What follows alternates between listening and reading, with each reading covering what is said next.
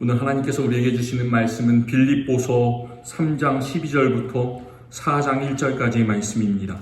내가 이미 얻었다 함도 아니요 온전히 이루었다 함도 아니라 오직 내가 그리스도 예수께 잡힌 바 된 그것을 잡으려고 달려가노라.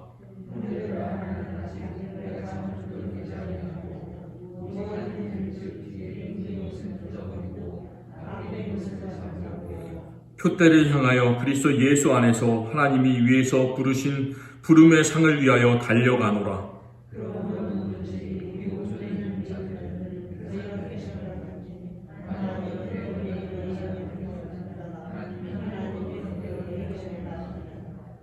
오직 우리가 어디까지 이르렀든지 그대로 행할 것이라.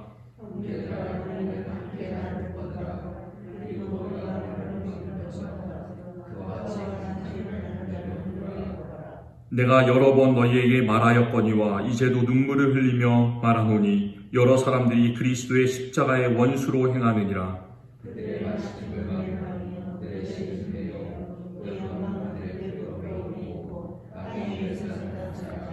그러나 우리의 시민권은 하늘에 있는지라. 거기로부터 구원하는 자 곧 주 예수 그리스도를 기다리노니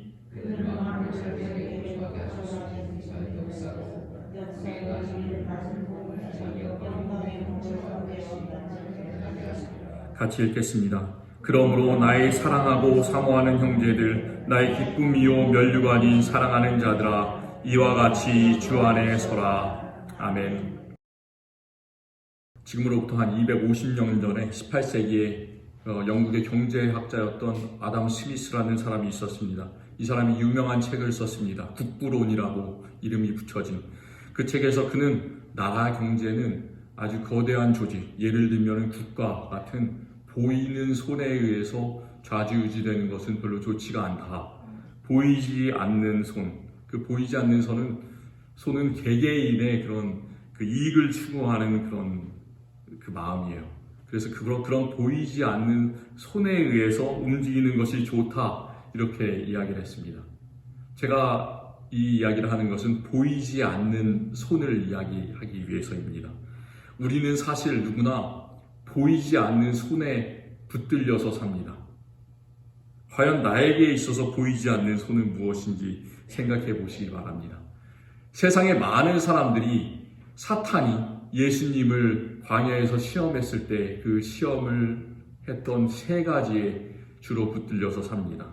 첫 번째는 돌을 떡이 되게 하라 했던 것처럼 내가 먹고 내가 잘 사는 것, 그것에 붙들려 삽니다.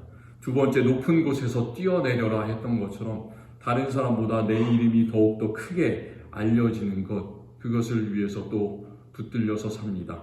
또 사탄이 자신에게 절하면 모든 만물을 주겠다 했던 것처럼 다른 사람보다 큰 힘을 차지하는 것, 그것에 붙들려서 삽니다. 이것 말고도 사람들이 붙들려서 사는 여러 가지가 있습니다. 어떤 사람들은 술에 붙들려서 살고, 약에 붙들려서 살고, 자신의 일에 붙들려 살고, 오락에 붙들려 살고, 취미생활에 붙들려 살고, 자식에게 붙들려 살고, 정말로 많은 보이지 않는 그런 것들이 자기의 가치관이 되어서 그것을 붙들고 사람들이 살아갑니다. 그럼 나는 어떨까요? 내 자신을 한번 생각해 보시기 바랍니다. 과연 나를 지금 붙잡고 있는 것은 무엇인가? 나를 움직이고 있는 가치는 무엇인지 생각을 해보셨으면 좋겠습니다.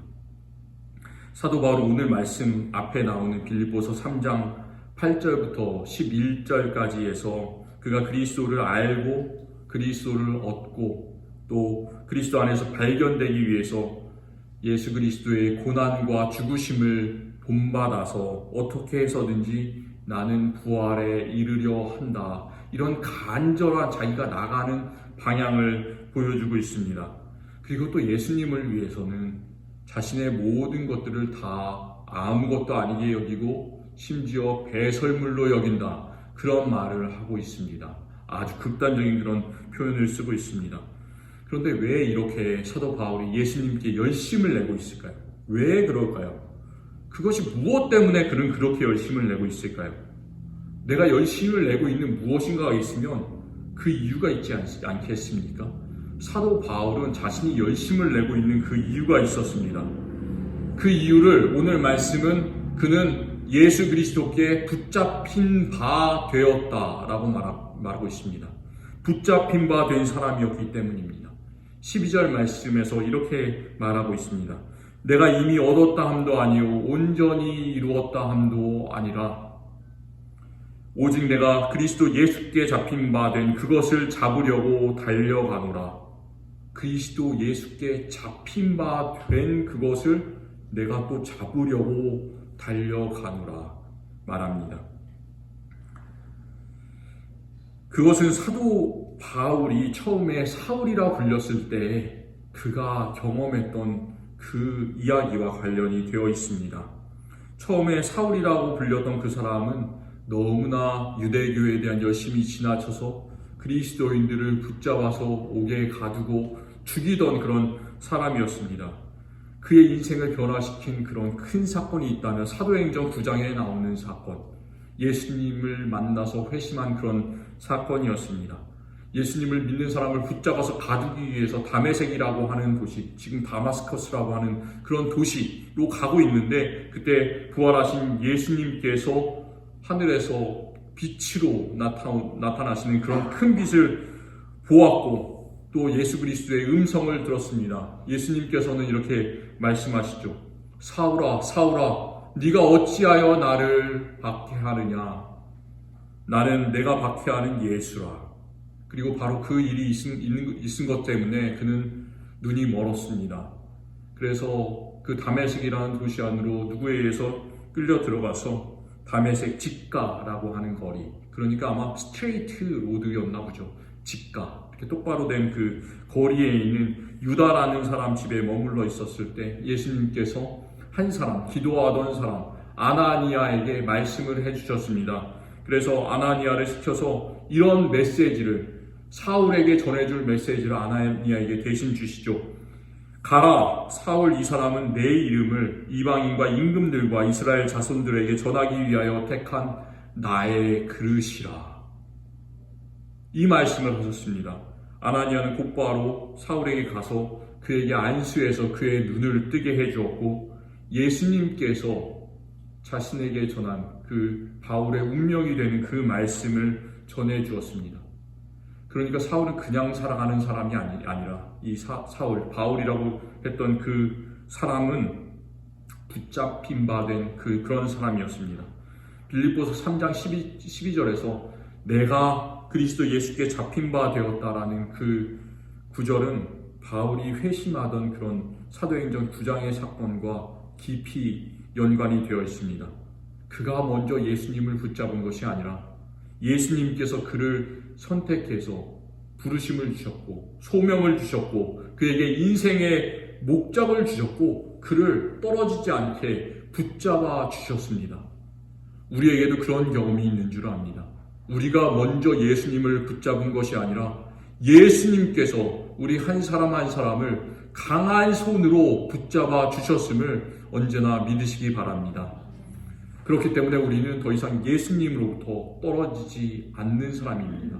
어떻게 해서든지 예수님을 붙잡고 있는 그런 사람입니다. 우리도 이렇게 세상에 다른 많은 보이지 않는 손들이 있는데 그런 손들에 붙잡힌 그런 사람들이 아니라 오직 예수 그리스도께만 붙들린 그런 사람들이 되기를 원합니다. 오직 예수님께만 붙들려서 다른 것, 어떤 것에도 흔들리지 않는 그런 분들이 되시기를 바랍니다. 오직 예수님께 붙들려 있다면 우리가 해야 될 일, 그것이 무엇인가를 빌립보서 3장에서 바울은 말하고 있습니다. 우리가 완전하다, 우리가 의롭다 이렇게 생각하지 않고 3장 12절에서 말씀하고 있는 것처럼 그리스도 예수께 잡힌 바 된 그것을 잡으려고 달려가는 일, 우리도 그 일에 매진하기를 원합니다. 무엇에 잡혔는지 그것을 구체적으로는 쓰고 있지 않습니다. 그런데 예수님께서 너무 나를 강하게 붙잡아 주셨기 때문에 내가 그것이 무엇인지는 모르지만 영어로는 for which라고 되어 있어요. 그래서 그 하나님께서 나를 위해서 붙잡으신 그 목적, 그거 하나를 위해서 나는 달려가고 있다라고 이야기를 하고 있습니다. 예수님께서 우리를 붙잡아 주신 것이 과거의 일입니다. 지나간 일입니다. 그리고 우리가 부르심을 받은 것, 저에게는 목사로서의 부르심이 있고 장로 집사에게는 장로로서 집사로서의 부르심이 있고 세상을 살아가는 성도들이기 때문에 세상에서 하나님께서 나를 향한 특별한 부르심이 있는데 그 부르심을 기억하시기를 바랍니다. 그 부르심은 과거에 이미 우리들이 받은 일입니다. 하지만 그 붙잡힌 의미를 밝혀나가는 과정은 단지 과거에만 머물러 있는 것이 아니라 지금 현재 우리가 해야 되는 일이고 지금 우리 미래에 해야 되는 그런 일인 줄을 믿습니다. 그래서 우리는 그리스도인이 되었다라는 그 한 가지 사실에만 만족하는 그런 사람들이 아니라 그것 한 가지만을 가지고 자라나는 것이 아니라 뒤에 있는 것은 잊어버리고 앞에 있는 것을 잡으려고 그 마지막 날은 우리가 하늘나라에 가는 그 날까지 표대를 향하여 우리의 목적을 향하여 우리의 타겟을 향하여 항상 그리스도께로 달려나가야 할 줄을 믿습니다. 사도 바울은 그의 편지에서 달리기에 관한 비유를 상당히 많이 씁니다. 제가 여러 차례 말씀을 드렸습니다. 오늘 말씀 빌립보서 3장 14절에서도 표대를 향하여 달려간다고 이야기를 하고 또 전에 있었던 그 빌립보서 2장 16절에서도 생명의 말씀을 밝혀 나의 다름질이 헛되지 아니하고 이것을 소망하고 있고요. 또 디모데후서 4장 7절에도 나의 달려갈 길과 그리스도 예수께 받은 사명 꼭 그것을 마치려 하면은 나의 생명을 조금도 귀한 것으로 여기지 아니하였노라. 이 말씀을 하면서 달리기의 비유를 쓰고 있습니다. 달리기의 비유는 우리가 예수님께로 가는 그 신앙생활의 여정을 정말로 잘 보여주고 있습니다. 2년 전에 2020년 그 일본에서 도쿄 올림픽이 있었습니다. 1, 2년이 벌써 옛날 일 같고 잘 기억이 나지 않습니다. 그런데 그 해에 아마도 도쿄가 상당히 원래 더운데 그 해에는 더 더웠던 걸로 기억을 합니다. 그래서 거의 여름, 한여름 그 올림픽 열었을 당시에 온도가 섭씨 40도에 육박했던 걸로 기억을 합니다. 그 올림픽 마라톤 경기에 케냐에서 귀화한 한국 선수 한 명이 있었습니다. 그 선수의 이름은 오주한이라는 선수였습니다. 이름을 그렇게 지은 이유가 오직 한국을 위하여 달린다. 그래서 달릴 주자를 써서 오주한이라고 지었다고 합니다. 이 선수가 이제 한국 국기를 달고 처음으로 달리는 그 마라톤 올림픽 경주였기 때문에 얼마나 그 각오가 비장했겠습니까? 그가 세운 개인 최고 기록도 아주 빨랐습니다. 42.19km를 달리죠. 근데 그 42.19km를 2시간 5분 13초라는 아주 빠른 기록으로 달렸습니다. 그래서 사람들이 기대를 참 많이 했죠. 그 본인도 각오가 아주 대단했을 것 같습니다. 그런데 그는 15km까지는 선두그룹에서 아주 잘 달리다가 그 더운 날씨를 이기지 못하고 15km를 바로 앞둔 지점에서 갑자기 화면에서 사라져버렸습니다. 나중에 알고 보니까 허벅지 통증이 일어나서 안타깝게도 기권을 했다라는 그것을 제가 들었습니다. 우리가 달리기를 하다가 쉬어갈 수도 있습니다. 그리고 이게 마라톤 경주를 선수들처럼 여러 번 하는 것이라면 이번에 실패하면, 이번에 기권하면 다음에 연습을 더 많이 해서 다음 경기에서 더 빠른 기록을 내고 더 열심히 잘 달리면 됩니다. 또 인생을 하다가 우리가 여러 차례 실패하잖아요. 좌절을 겪지 않습니까? 그렇게 실패할 경우에도 실패한 경험들이 때로 더 크게 우리가 도약할 수 있고 뛸 수 있는 그런 힘이 됩니다. 그런데 하지만 절대로 뒤를 돌아보지 않아야 되는 것들, 포기하지 않아야 되는 것이 단 한 가지가 있습니다. 다른 것 모든 것은 다 실패해도 되고 뒤를 돌아보아도 되는데 한 가지는 절대로 우리가 뒤를 돌아보면 안 됩니다. 앞으로만 달려나가야 되는 것이 있습니다. 그것은 바로 믿음의 경주입니다. 믿음의 경주. 믿음의 경주는 우리가 인생에서 딱 한 번만 하는 경주입니다. 우리가 삶이 마치는 그때까지 단 한 번만 하는 그 경주. 믿음의 경주를 하다가 뒤를 돌아보면 어떤 일이 생깁니까? 뒤를 돌아보게 되면 우리는 나보다 뒤처져 있는 사람들을 바라보면서 그 사람들과 나를 비교하게 됩니다. 그리고 나의 과거에 잘못했던 일들을 바라보게 됩니다. 그것 때문에 좌절하기도 하고 내 자신을 자책하기도 하고 실망하기도 합니다. 그리고 다시 내 자신이 과거에 지었던 그런 죄 가운데로 다시 빠져들 수도 있습니다. 그렇기 때문에 사도 바울은 이렇게 열심히 그리스도를 향해서 하나님이 위에서 부르신 그 부름의 상을 위해서 달려가는 것, 그것이 바로 믿음의 모델이다, 믿음의 패턴이다 라고 이야기를 하고 있습니다. 패턴이라는 그런 단어를 잘 기억하시기 바랍니다. 상당히 중요한 단어입니다. 사도 바울은 이렇게 열심히 매일매일 죽는 그날까지 하나님께로 달려가야 한다는 것, 그것을 믿음의 패턴으로 생각했지만 그의 주변에서는 믿음에 대해서 완전히 다르게 생각했던 그런 사람들이 있었습니다. 그 사람들의 이야기를 오늘 말씀 15절과 16절에서 사도 바울이 이야기를 하고 있습니다. 어떤 사람들이냐면 이 사람들은 내가 그리스도인이 되고 구속을 받았기 때문에 나는 완전하다, 나는 흠이 없다, 나는 의롭다, 이렇게 생각하는 사람들이었습니다. 우리가 그렇습니까? 예수님의 구속을 받았다고 해서 구원받은 사람이라고 해서 내가 완전한가요? 그렇지 않죠. 우리는 계속해서 죄 가운데 살고 있습니다. 그런데도 그렇게 생각하는 사람들이 있어요. 그런 사람들을 향해서 15절과 16절에서 이렇게 말씀을 하고 있습니다. 사도 바울은 이 사람들을 비난하고 이 사람들이 생각이 틀렸다라고 면박을 주고 그렇게 하는 것이 아니라 그 다른 사람들의 생각을 인정을 합니다. 맞다, 너희가 그렇게 생각할 수도 있다라고 이야기를 해요. 이렇게 교회 안에서 다른 사람들이 생각하는 것들을 받아주는 그런 과정들이 상당히 중요합니다. 내 생각만 맞고 다른 사람들의 생각이 틀렸다라고 해서는 안 되는 것이죠. 다 맞는 이야기를 하고 있습니다.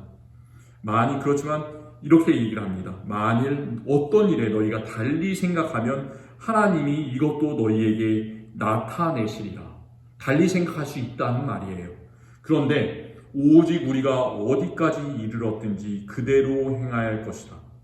우리가 믿음에 대해서는 다르게 생각할 수는 있지만 그렇게 생각하더라도 우리가 어디까지 이르렀든지 그대로 행하라 말씀합니다.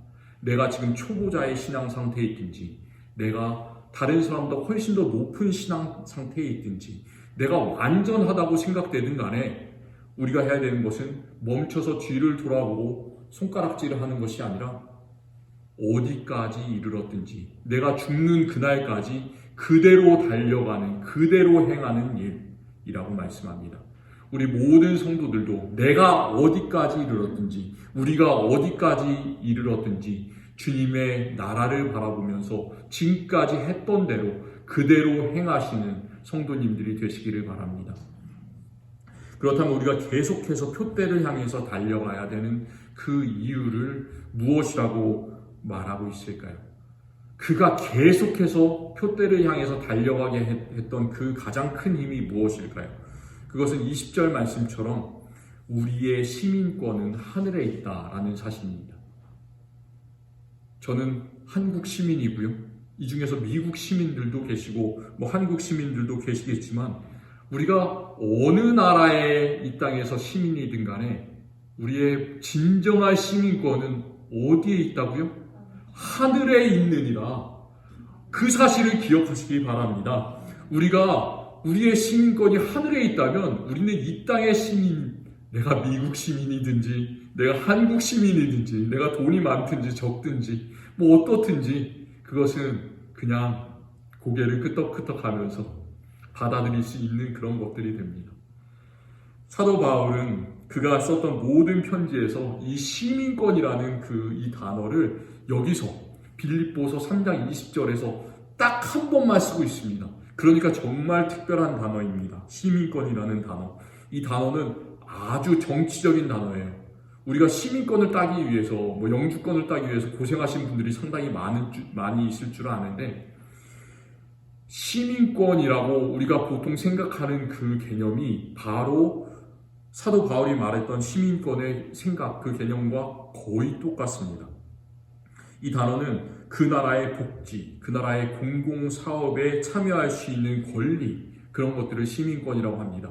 그러니까 그 나라 사람만, 그 시민만 그 지위를 누릴 수 있고 다른 어떤 사람도 그 지위를 누릴 수 없는 것, 바로 그것이 시민권입니다. 그 당시에 빌립보라는 이 도시는 아주 발달한 도시였습니다. 그리고 로마의 식민지였습니다. 여기에는 로마 시민들이 상당히 많이 살고 있었습니다. 그래서 빌립보에 살고 있었던 이 사람들은 로마 시민권을 가지는 것이 얼마나 큰 힘이 있는지를 정말로 잘 알고 있었던 사람이에요. 그렇기 때문에 너희 시민권은 하늘에 있는지라, 너희가 로마 시민권이 이렇게 대단한 힘을 가지고 있는 것을 아는 것처럼 너희는 천국의 시민들이다, 이렇게 말하고 있습니다. 우리가 천국의 시민이라는 그 사실은 우리의 정말 모든 것들을 다 변화시킵니다. 천국의 시민이에요. 우리는 3장 21절에서 말씀하시는 대로 우리는 더 이상 썩어질 이 세상의 몸과 이 땅에서의 삶의 모든 신경을 곤두세우는 것이 아니라 우리가 소망하는 것, 우리는 예수 그리스도께서 부활하셨던 것처럼 부활의 몸을 가지고 천국에서 영원히 살기를 원합니다. 이제는 부활의 삶에 관심을 가지고 살아가게 됩니다. 그리고 천국의 시민권을 가지지 않는 사람들의 모습은 어떻습니까? 그 모습을 빌립보서 3장 18절과 19절은 이렇게 말하고 있습니다. 그들은 땅의 일을 생각한다. 그리고 그들은 부끄러운 일을 행한다 말하고 있습니다. 그들의 신은 배라 말씀하고 있습니다. 이게 무슨 뜻일까요? 그들의 신은 배다. 그들은 자신의 소유, 자신의 배, 이 배예요. 내 배를 불리는 것, 그것이 바로 내가 믿는 신이다 라고 얘기하는 거예요. 하나님을 믿는 것이 아니라, 다른 신도 믿는 것이 아니라 내 배가 바로 내 신이다. 바로 내 자신이 신이 되어버리는 그런 우상 숭배를 하고 있는 사람들을 말하고 있습니다. 자기 자신이 하나님이 되어버린 그런 사람들, 2000년 전에도 있었고 지금도 그런 많은 사람들이 있습니다. 고린도전서 6장에서는 바울은 불의한 것들의 목록을 말해주고 있습니다. 불의한 자가 하나님의 나라를 유업으로 받지 못할 줄 알지 못하느냐. 미혹을 받지 말라. 음행하는 자나 우상 숭배하는 자나 간음하는 자나 탐색하는 자나 남색하는 자나 도적이나 탐욕을 부리는 자나 술 취하는 자나 모욕하는 자나 속여 빼앗는 자들은 하나님의 나라를 유업으로 받지 못하리라. 그냥 죄만 짓고 회개하면 된다, 이렇게 말하면 우리가 참 마음에 그냥 위안을 받을 텐데, 이런 사람들은 하나님의 나라를 유업으로 받지 못하리라. 정말로 큰 경고를 우리에게 주고 있습니다. 그들은 십자가의 원수로 행하고 그들의 마침은 멸망이라고 경고하고 있습니다. 우리가 땅의 일을 생각하는 사람이라면 이런 모든 그 사도 바울이 말한 그런 죄악의 목록들이 우리의 관심사였을 겁니다. 그런데 우리는 이제는 땅의 시민이 아니라 천국의 시민인 사람들입니다. 그렇기 때문에 이런 죄의 목록들은 이제는 더 이상 우리를 지배하지 못하게 된 줄로 믿습니다. 바울은 고린도전서 6장에서 죄의 이런 여러 가지 목록들을 이야기하고 또 경고를 한 다음에 그 다음 구절에서 마지막으로 이렇게 결론을 짓습니다. 너희 중에 이와 같은 자들이 있더니, 이런 죄를, 무수한 죄를 짓는 사람들이 있더니 주 예수 그리스도의 이름과 우리 하나님의 성령 안에서 씻음과 거룩함과 의롭다 하심을 받았느니라. 바로 거기에 해당하는 사람들이 우리인 줄을 믿습니다. 우리는 세례를 받음으로 예수 그리스도와 함께 씻음을 받은 사람, 그리고 계속해서 하나님과 함께 걸어감으로 거룩함을 입은 사람, 그리고 하나님께서 우리는 실제로는 의롭지 않지만 의롭다 인정함을 주시는 사람인 줄을 믿습니다. 우리가 그리스도 안에 있으므로 세상의 모든 것들이 우리를 시험할 수 없음을 우리는 알고 있습니다. 알래스카에 봄까지 많은 눈이 쌓여져 있었는데 5월이 되니까 햇빛이 열 몇 시간씩 쫙 내리쬐니까 모든 눈들이 그냥 흔적도 없이 다 사라지는 것처럼 우리의 마음속에 있는 여러 가지 죄와 우상 숭배와 세상을 향하는 모든 욕망과 시기 질투 갈등들, 그리고 우리의 배를 하나님이라고 부르는 그런 모든 것들, 그런 모든 세상적인 일들이 눈 녹듯이 우리 마음 가운데서 이미 사라진 줄을 믿습니다. 오늘 땅의 일을 생각하지 말라 이렇게 말씀하는데, 땅의 일을 생각하지 말라라는 그 말씀은 우리가 돈을 벌기 위해서 그리고 살아가기 위해서 일상적인 활동을 하지 말아라 이런 뜻이 아닙니다. 우리는 세상 살아가기 위해서 열심히 일을 해야 합니다. 그런데 그것이 너무나 지나친 나머지 우리가 하나님의 시민이다라는 그런 귀한 사실, 정말로 우리 인생의 목적으로 삼아야 되는 그 사실을 조차 잊어버리고 세상의 것을 그런 정도로 탐닉하지 말라는 그런 말씀입니다. 17절에서 사도 바울은 나를 본받으라 하면서 그와 같이 행하는 자들을 눈여겨보라 이렇게 말하고 있습니다. 나를 본받는 것뿐만 아니라 그와 같이 행하는 자들, 그러니까 나와 같이 행하는 그런 자들이라는 말입니다. 그런데 제가 아까 전에 한 가지 중요한 단어가 있다고 했잖아요. 패턴이라는 단어. 여기서 그와 같이 행하는 자들, 그것은 그런 패턴대로 행하는 자들이라고 이제 원문에서는 우리가 뜻을 생각할 수가 있습니다. 우리가 살아가다 보면 여러 가지 삶의 패턴이 있습니다. 그 패턴이 어떤 사람들은 그리스도인의 패턴대로 행하는 사람들이 있는 반면에 어떤 사람들은 세상의 패턴대로 행하는 그런 사람들이 있습니다. 이런 그리스도인의 패턴과 세상 사람들이 살아가는 패턴은 완전히 구분되는 패턴이에요. 그 가운데는 있을 수가 없습니다. 가운데 양다리를 거치고 살아갈 수가 없습니다. 잘 생각하시기를 바랍니다. 이 패턴을 나타내는 헬라어 단어가 투폰이라고 하는 그런 단어가 있는데, 이 단어가 참 놀라운 것이 이 단어를 처음 쓰고 있는 구절이 어떤 것이 있냐면 요한복음 20장에서 예수님께서 부활하신 도마에게 나타나셨을 때 손에 못자국을 만져봐라 라고 예수님께서 말씀하셨잖아요. 그리고 도마가 예수님의 손에 못자국을 만져보지 않으면 나는 예수님을 믿지 못하겠다라고 얘기를 했을 때 손에 못자국, 그 단어가 바로 패턴이라는 단어하고 또 똑같은 그런 단어입니다. 그러니까 그 말은 무슨 말이냐면 언제 어디서든지 우리가 살아가야 되는 그런 삶의 패턴은 예수님의 못자국, 그 방식을 기억하라는 말이에요. 예수님께서 왜 손에 못자국이 나셨습니까? 그것이 자신을 위해서 나신 것인가요? 아니잖아요. 예수님께 손에 못자국이 나신 것은, 창자국이 나신 것은 바로 예수님과 관련이 전혀 없었던 세상의 사람들, 우리들을 위해서 예수님께서는 못자국이 나셨습니다. 그것이 예수님의 패턴이에요. 예수님의 죽음의 패턴이고 예수님의 겸손의 패턴입니다. 그렇기 때문에 우리는 하늘의 시민권을 가진 사람들은 예수님의 그 못자국처럼 예수님의 패턴대로 살아가라, 그렇게 말씀하고 있습니다.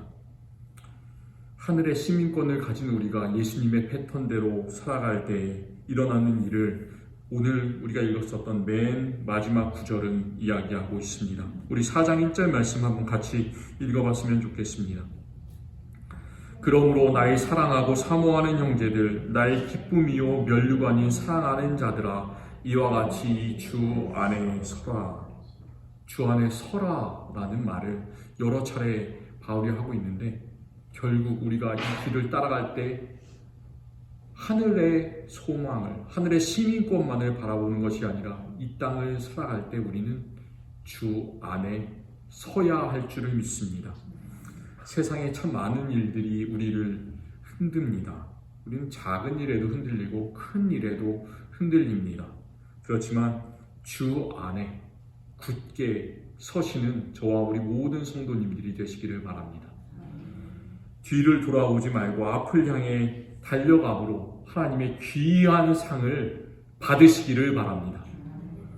그때 사도 바울이 너무나 좋은 말로 빌립보 교회 성도들에게 나의 사랑하고 사모하는 형제들, 나의 기쁨이요 면류가 아닌 사랑하는 자들, 이렇게 빌립보 성도들을 정말 귀한 단어들을 써서 불렀던 것처럼 우리 옆에 있는 우리 형제들, 자매들, 가족들을 형제들이라고, 사모하는 형제라고, 나의 기쁨이라고, 나의 면류관이라고 함께 부르면서 우리가 천국의 자리까지 함께 걸어가고 뛰어갈 수 있을 줄을 믿습니다.